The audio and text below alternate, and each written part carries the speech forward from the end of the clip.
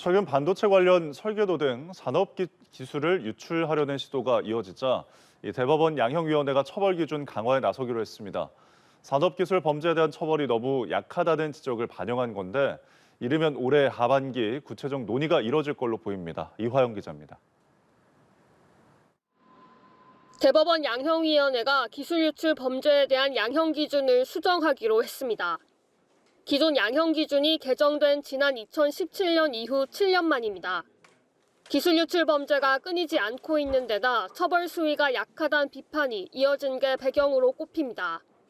실제 최근 수원지검은 삼성전자 전 임원 등을 반도체 공장 설계 자료를 중국으로 빼돌린 혐의로 구속해 재판에 넘겼습니다.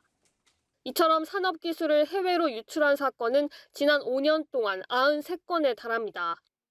다만 지난해 법원에서 선고된 해외 유출 범죄 형량을 살펴보면 평균 1년 3개월 수준입니다. 현재 기본 양형 기준인 징역 1년에서 3년 6개월 사이에 머물고 있습니다. 대검찰청과 특허청 등 관련 부처는 양형 기준을 수정해 솜방망이 처벌을 손보고 범죄를 예방할 수 있다고 기대합니다. 이르면 오는 하반기 구체적인 논의가 이어질 걸로 보입니다.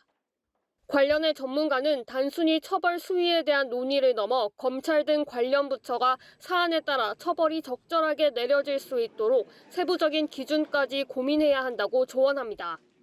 사안의 중대성에 맞춘 적절한 양형을 이제 합리적인 양형이라고 하겠죠. 중대성을 판단하는 기준이 세부적으로 마련돼야 한다.